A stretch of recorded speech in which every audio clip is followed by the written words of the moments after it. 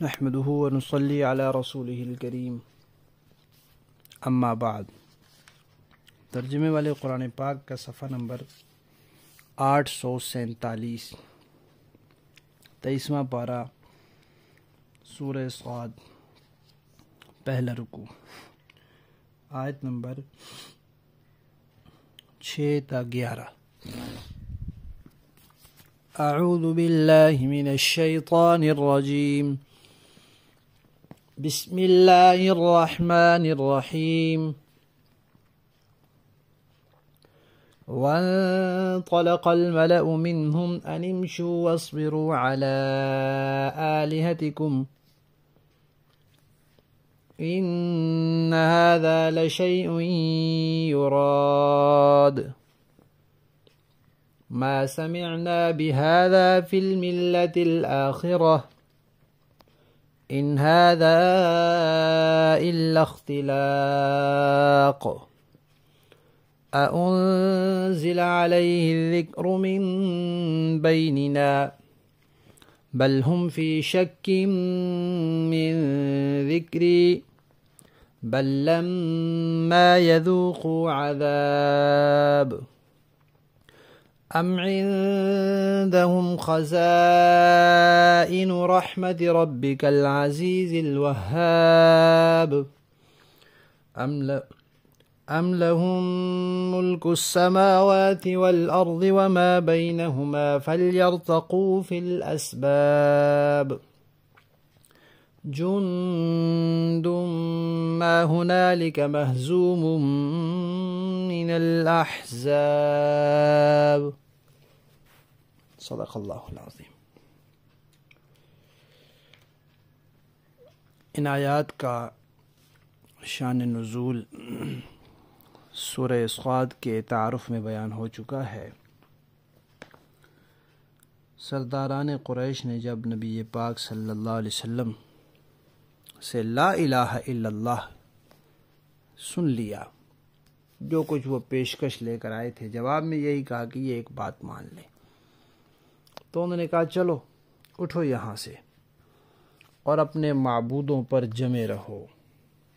یہ جو شخص باتیں کر رہا ہے اس کا کوئی اور ہی ارادہ ہے، یہ چاہتے ہیں اپنا کلمہ پڑھوا کے ہم سب کو اپنا تابع کر لیں، تو ہمیں چاہیے کہ ہم ان کو اپنے مقصد میں کامیاب نہ ہونے دیں اور ہم اپنے گلی کوچوں محلوں میں لوگوں کو یہ نصیحت کر دیں کہ وہ اپنے خداؤں پر ڈٹے رہیں۔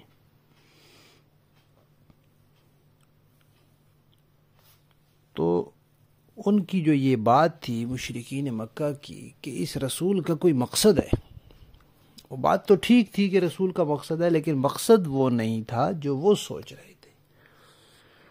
بے مقصد تو محنت نہیں کر رہے تھے، کوئی مقصد تھا، کوئی غرض تھی۔ وہ غرض کیا تھی؟ کہ سب لوگ اللہ والے بن جائیں، کامیابی والے بن جائیں، جنت میں جانے والے بن جائیں، عبداللہ بن جائیں، خالص اللہ کے بندے بن جائیں، نجات والے ہو جائیں، یہ مقصد تھا۔ لیکن ان بدبختوں نے یہ سمجھا کہ ان کا مقصد اپنی حکمرانی قائم کرنا ہے۔ پھر انہوں نے کہا کہ ایک تو ان کا مقصد ہے، دوسرا یہ جو بات کہہ رہے ہیں یہ بات بھی غلط ہے، یعنی توحید کی بات تو ہم نے تو کسی مذہب میں نہیں سنی، ہم سے پہلے ہمارے باپ دادا یعنی یہ جو مشرکین تھے وہ بھی بتوں کو پوجتے آ رہے ہیں، اور آسمانی مذاہب کی بات کریں تو یہاں عرب کے اندر عیسائی ہیں، وہ بھی 3 خدا مانتے ہیں، ہندو ہیں، وہ یہودی ہیں، وہ بھی عزیر کو اللہ کا بیٹا مانتے ہیں، مجوسی ہیں، اس وقت دنیا میں مجوسی ہیں اور وہ بھی آتش پرست ہیں، آگ کی پوجا کرتے ہیں۔ تو ہم نے تو اور مذاہب میں توحید کی بات نہیں سنی، اگر توحید کی بات پہلے سے ہوتی تو عیسائیوں کے ہاں ہوتی، یہ یہودیوں کے ہاں ہوتی، ہمارے باپ دادا میں ہوتی، مجوسیوں میں ہوتی، کسی میں نہیں ہے، یہ نئی بات سنی ہم نے۔ تو یہ بات اللہ تعالیٰ نے ان کی ذکر کی کہ وہ یہ کہتے تھے کہ ہم نے تو کسی مذہب میں یہ بات نہیں سنی، یہ تو من گھڑت بات ہے۔ تو اس کا جواب قرآن پاک نے دیا ہے کہ جب یہ دنیا بنی تھی، جب آدم علیہ السلام آئے تھے، تب دنیا میں کیا تھا؟ توحید تھی یا شرک تھا؟ ابتدا کہاں سے ہوئی تھی؟ تو ابتدا میں توحید تھی، تو اصل توحید ہے۔ پھر اللہ کے جتنے پیغمبر اور نبی آئے سب نے توحید کی بات کی، کسی پیغمبر نے توحید کے خلاف ایک لفظ بھی نہیں فرمایا، ایک حرف نہیں کہا۔ پھر توحید من گھڑت کیسی ہو گئی؟ شرک من گھڑت ہے جو دنیا بننے کے 1000-2000 سال بعد شروع ہوا۔ شرک من گھڑت ہے، توحید من گھڑت نہیں ہے۔ توحید تو برحق عقیدہ ہے، دائمی عقیدہ ہے، جو دنیا بننے سے چلا آ رہا ہے۔ اس کے بعد انہوں نے ایک بات اور کہی۔ ایک تو ان سرداروں نے کہا تھا نا، چلو بھائی چلو اپنے خداؤں کے اوپر ڈٹے رہو، جمے رہو۔ دوسرا کہا تھا کہ یہ جو بات کرتے یہ بات بھی غلط ہے، اس لیے کہ یہ پہلے کسی مذہب میں ہم نے نہیں سنی۔ تیسری بات انہوں نے کہی کہ مکہ کے اتنے بڑے بڑے سردار ہیں، ابو جہل ہے، ابو طالب ہے، ابو سفیان ہے، اور بڑے بڑے لوگ ہیں، مالدار لوگ ہیں، ان سب کو چھوڑ کر اللہ کو یہی محمد یتیم ملا نبوت کے لیے۔ کسی سردار کو اللہ نے نبی بنایا ہوتا، کسی مالدار کو اللہ نے نبی بنایا ہوتا، اللہ کو یہی ملا ہے جس کے بعد نہ سرداری ہے نہ مال ہے۔ تو اس کے جواب میں اللہ تعالیٰ نے فرمایا، بھائی یہ نبوت اور رسالت اللہ تعالیٰ جس کو عطا فرماتے ہیں، اللہ تعالیٰ اس کو خود چنتے ہیں۔ تو اللہ کی نظر میں جو اس منصب کے لائق ہوتا ہے اس کو اللہ نبی بنا دیتے ہیں۔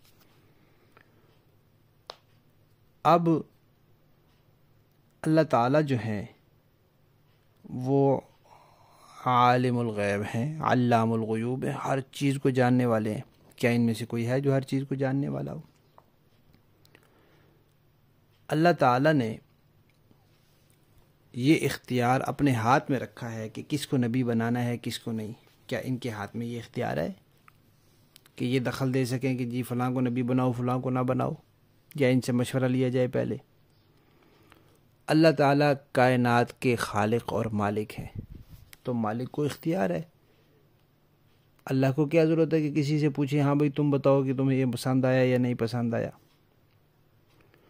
نہ تو یہ لوگ علم رکھتے ہیں آسمان و زمین کا، نہ ان کے ہاتھ میں کوئی اللہ کی رحمت کے خزانے کی چابیاں ہیں کہ اپنے مرضی سے روک دیں جی فلاں کو نبی نہیں بننے دینا ہم نے، نہ یہ کائنات کے مالک ہیں کہ ان سے پوچھے بغیر کسی کو نبی نہ بنایا جائے۔ تو اللہ جو کائنات کے مالک ہیں وہ جو چاہیں کر سکتے ہیں، جس کو وہ مناسب سمجھیں گے نبی اور رسول بنا دیں گے۔ تم کون ہوتے ہو کہنے والے کہ یہ نبی کیوں ہے تو وہ کیوں نہیں ہے؟ انہوں نے کہا تھا کہ کیا ہمارے درمیان اسی بندے پہ نصیحت اتاری گئی ہے؟ اللہ تعالیٰ فرماتے ہیں کہ یہ لوگ میری نصیحت کے بارے میں شک میں مبتلا ہیں، اس قرآن کی حقانیت کے بارے میں، اور اس لیے مبتلا نہیں ہے کہ کوئی دلیل ہے، اس لیے مبتلا ہے کہ ابھی ان کو میرا عذاب نہیں پہنچا، عذاب پہنچے تو دماغ ٹھکانے آ جائے گا۔ پھر کہا کہ کیا ان کے پاس اللہ کی رحمت کے خزانے یا آسمان اور زمین کی حکومت ان کے پاس ہے؟ اگر یہ دعویٰ کرتے ہیں تو یہ ذرا صرف اتنا ہی کر لیں کہ آسمان تک پہنچ کے دکھا دیں۔ آسمان اور زمین کی حکومت کا ہونا، مالک ہونا، مختار ہونا وہ تو بعد کی بات ہے، یہ صرف یہاں سے آسمان تک پہنچ کے دکھا دیں۔ جب یہ نہیں پہنچ سکتے تو پھر یہ سمجھ لیں کہ جب یہ اللہ کی مخالفت کر رہے ہیں اور اللہ کے بنائے ہوئے نبی کی مخالفت کر رہے ہیں، پھر یہ شکست کھائیں گے، پھر یہ تباہ ہو جائیں گے۔ ان سے پہلے بڑے بڑے لشکر، فرعون، سمود، قوم لوط، قوم عاد، قوم نوح، بڑے بڑے لشکروں نے شکست کھائی ہے۔ یہ تو چھوٹا سا لشکر ہے اور یہیں مکہ میں مارے جائیں گے۔ اور وہی ہوا۔ فتح مکہ کے موقع پر وہیں انہوں نے شکست کھائی، مکہ میں شکست کھائی، اور کچھ نے بدر میں شکست کھائی۔ تو بدر سے لے کر فتح مکہ تک ان کی شکست کے نمونے ہیں۔ لفظی معنی دیکھیے، وانطلقا، اور چل پڑے، الملأ، سردار، منہم، ان میں سے، ان کے جو سردار قسم کے لوگ تھے وہ چل پڑے۔ کیا کہتے ہوئے چل پڑے؟ انمشو، کہ چلو، اٹھو چلو یہاں سے، واصبرو، اور ڈٹے رہو، علی آلہتکم، اپنے خداؤں پر، ان ھذا، بے شک یہ جو بات توحید کی کہہ رہا ہے، لشیء، کوئی چیز ہے، یراد، جس کا ارادہ کیا گیا، یعنی کوئی اور ہی غرض ہے ان کی۔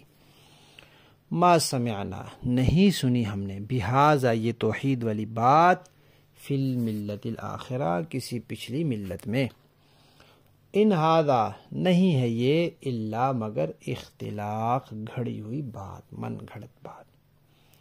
انزلہ، کیا نازل کی گئی ہے، علیہ، اس بندے پر، الذکر، نصیحت، من بیننا، ہم سب میں، بل ہم، اللہ فرماتے ہیں بلکہ وہ لوگ، فی شک، شک میں پڑے ہوئے ہیں، من ذکری، میری نصیحت سے، بل لما، بلکہ نہیں، یذوقو، چکھا انہوں نے، عذاب، میرے عذاب کا مزہ۔ ام عندہم، کیا ان کے پاس، خزائن، خزانے ہیں، رحمت ربک، آپ کے پروردگار کی رحمت کے، العزیز، وہ غالب ہے، الوہاب، وہ بہت دینے والا ہے، داتا ہے، داتا۔ ام لہم، کیا ان کے لیے ہے، ملک، بادشاہت، السماوات، آسمانوں کی، والارض، زمین کی، وما، اور جو کچھ، بینہما، آسمان و زمین کے درمیان ہے، اس کی، فلیرتقوا، اگر ایسا ہے تو پھر یہ چڑھ دکھائیں، فی الاسباب، رسیوں میں، یعنی رسیاں تان کر، کوئی ذریعہ اختیار کر کے آسمان پر چڑھ دکھائیں، پتہ چل جائے۔ جندن، جب ایسا نہیں ہے تو پھر یہ لشکر ہے، ما ہنالکا، جو یہاں، مہزوم، شکست کھائے گا، من الاحزاب، گروہوں میں سے، یعنی پہلے بھی دنیا میں گروہ آئے اور وہ شکست کھائی انہوں نے، تو یہ بھی اسی طرح شکست کھانے والا ایک گروہ ہے۔ چنانچہ انہوں نے بھی شکست کھائی اور فتح مکہ پر ان کا سارا اقتدار ان کے ہاتھ سے نکل گیا۔ با محاورہ دیکھیں جی، وَانطَلَقَ الْمَلَأُ مِنْهُمْ أَنِ امْشُوا وَاصْبِرُوا عَلَىٰ آلِهَتِكُمْ إِنَّ هَذَا لَشَيْءٌ يُرَادُ، اور ان میں سردار قسم کے لوگ یہ کہہ کر چلتے بنے کہ چلو اور اپنے خداؤں کی عبادت پر ڈٹے رہو، یہ تو ایک ایسی بات ہے کہ جس کے پیچھے کچھ اور ہی ارادے ہیں۔